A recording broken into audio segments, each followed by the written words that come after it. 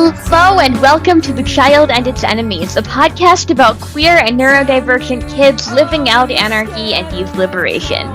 Here at The Child and Its Enemies, we believe that youth autonomy is not only crucial to queer and trans liberation, but to anarchy itself.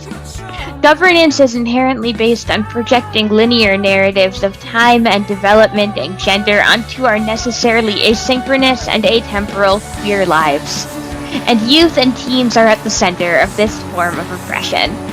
Our goal at the podcast is to create a space by and for youth that challenges all forms of control and inspires us to create cleared, feral, ageless networks of care.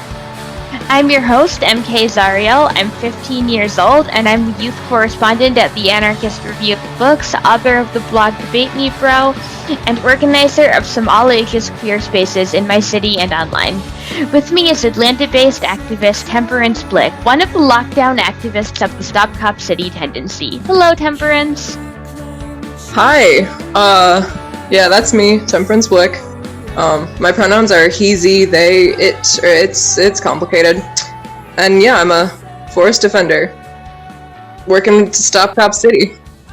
So as many of our listeners know, you recently locked down Cop City tendency. Hello, Temperance. Yeah, that's me, Temperance Blyck. My pronouns are he, ze, they, it, or it's complicated. And yeah, I'm a forest defender, working to stop Cop City. So as many of our listeners know, you recently locked down at a breastfield and gory construction site in protest of police militarization and the destruction of the Weelaunee Forest. Can you talk a bit more about this action and the Defend the Atlanta Forest tendency? If you haven't heard, the city of Atlanta is right now constructing a $90 million plus tax-funded facility to train the police. It's been named by Atlanta City Council, literally an urban warfare training facility. It resides outside of Atlanta city limits, and the locals have not had the opportunity to agree upon it, vote upon it, anything. In fact, the mayor offered the petition method to put it on the ballot, but when the forest defenders gathered over 100,000 signatures, twice the amount that he asked for, by the way, he decided he's allowed to change his mind. Wow, that state repression is so terrible, and also so undemocratic of him to ignore public opinion whenever it doesn't suit his political goals.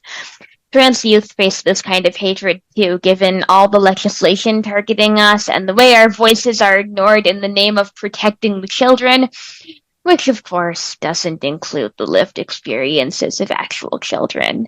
So, given similar oppressions we face, would you say that forest defense is a youth issue or you're in trans issue? How so? Well, both. On one hand, youth are the ones who have to experience the future, and I don't need to tell you how environmentalism and preserving the few green lungs we have left on the earth massively impact what that future looks like. Also, the militarization of the police doesn't look good for people who don't fit the weird American Gothic status quo. It doesn't look good for anybody, to be honest. So in terms of tactics to create youth liberationist futures or atemporal youth liberation in the here and now, do you think civil disobedience is relevant in the same way that actions like yours have been in environmental movements? What role would you say disruptive actions like this one play in youth liberation, if any? Well, I don't want to be the one to advise youth to act disruptively, but yes, civil disobedience is very relevant and I would say necessary. I'm reminded of this book I read in middle school. It's called Frindle by Andrew Clements. To sum up, grown-ups have a very strict view on what the world is, because what's taught to us is hard to unlearn. But young people get to witness for ourselves. Adults know it and it kind of freaks them out. But the truth is, y'all are often right. Youth have advantages more than you realize. Thank you so much for giving voice to that. Yeah, like it isn't that there isn't a knowledge of what youth can bring to liberationist movements, it's that it threatens power, which is of course the point of anarchism. And I love that art and media were so inspiring for you as a younger person.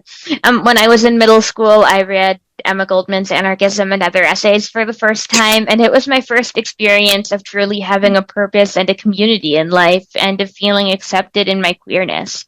It's so beautiful to find something meaningful in our teens, especially in middle school, when we're faced with some of the worst social hierarchies. So, on that topic, were you into community organizing or anarchism, forest defense, youth liberation as a kid and teen? If so, what kind of organizing did you like to do? Well, my schooling was unconventional. I went to an alternative school, but my parents taught me to think for myself.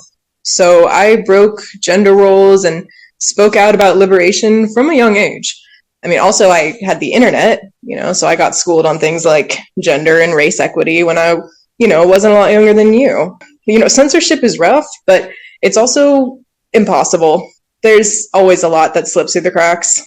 If being radical is grasping from the road, that's just what I'll do, that's just what I'll do. If being radical is grasping from the road, that's just what I'll do, that's just what I'll do. If being radical is grasping from the road, that's just what I'll do, that's just what I'll do. If being radical is grasping from the road, that's just what I'll do, that's just what I'll do. They needling and kente handkerchiefs, calling them George Curry. Instead of sending Brett Hakerson to jail, judge, jury. Yeah, the sheriff steady raking in a whale ton of money, but hey, they taking the golden girls up out your library. Feel like y'all ain't fucking hearing me. Have I said it wrong? Defund the CIA and the cops, the Pentagon. I don't give a fuck. Make them raise their money with the telethon. The racism that makes them sick is set in stone, so send them off. Spend $1 billion on keeping our people houses showered and allowance in a pouch and all our kitchen fridges stocked. And you won't have to spend a dime keeping them prison locked. I really don't understand what makes this decision hard. The idea of abolition's existed a long time, since before the founding fathers penned the documents. Ever since they brought us to this continent, a long line of thinkers wanted it, wanting black off of it, watching bombs fly for the neighbors, picking cotton fields and off, but still we sitting on trial, slave catchers giving badges, prisons built all the time. Envision if we prioritize strong ties to the neighborhood, so that they stable to stop crime. That's the mission of abolition. It's been this for a minute, and this business for independence. We finna march fight with our allies on the ballot, in the alleys with the power of the people. We will finally see freedom for our kind. And so in honor of Brianna, cause they shot her in the sleep, and in honor of Eric Garner, he's carotid in the squeeze, and in honor of Rashad, because he'll never push his daughter on the swing again, cause he was in his car and fell asleep.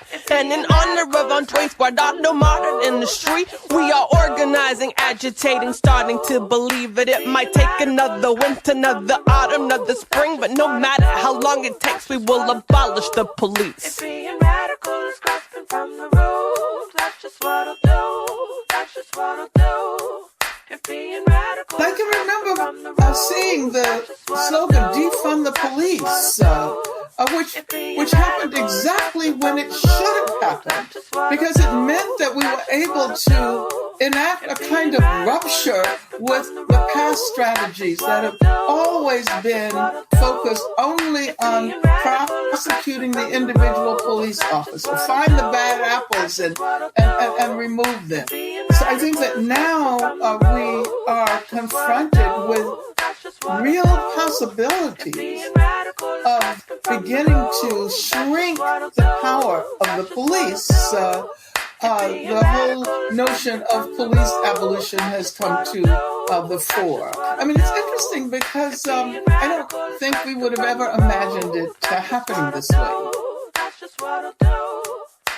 Alternative schools are so liberatory. I'm glad you got to experience that. As a homeschooled person, I can really relate to self-educating and finding meaning in ways that are inherently outside compulsory education. And yeah, censorship is so oppressive and very often targets queer and trans media.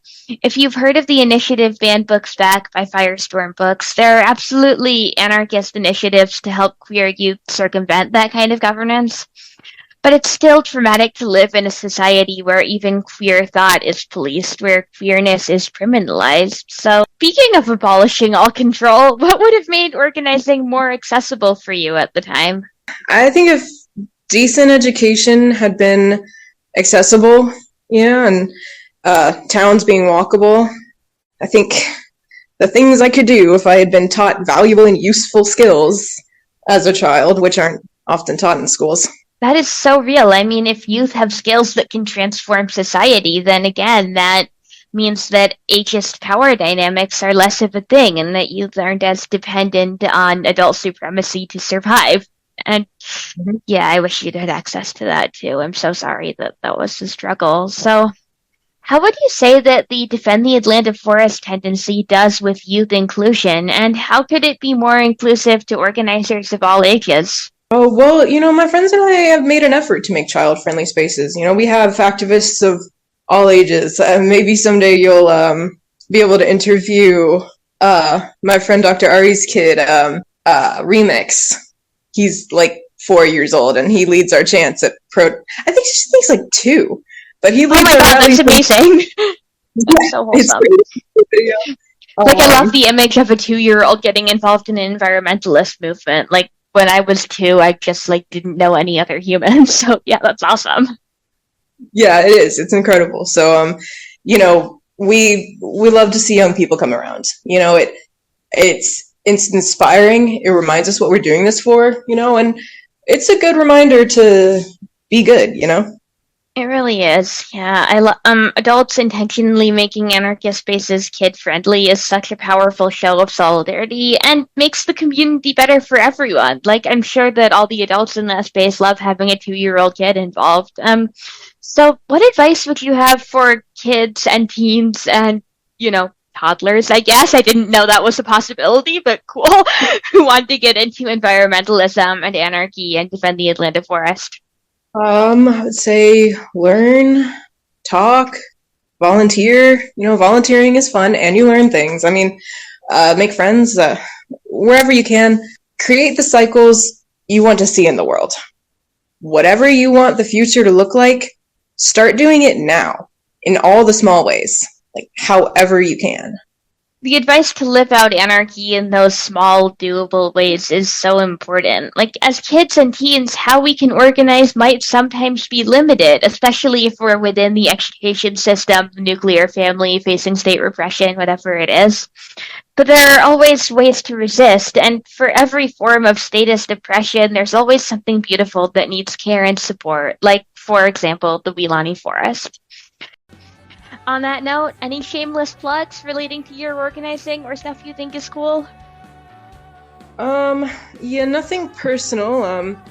I would say go download the app, no thanks, just for fun.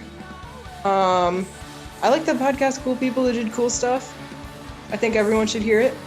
And follow Stop Cop City and at Defend Atlanta Forest on Instagram for updates on the movement to Stop Cop City and defend the Atlanta Forest. And free Palestine. Yes, thank you so much for sharing your youth liberation journey. If anyone wants to learn more or join us on Discord and Signal, our website is thechildanditsinemies.noblogs.org. I'm MK Zario, this has been Temperance Blyck, and you're listening to The Child and Its Enemies.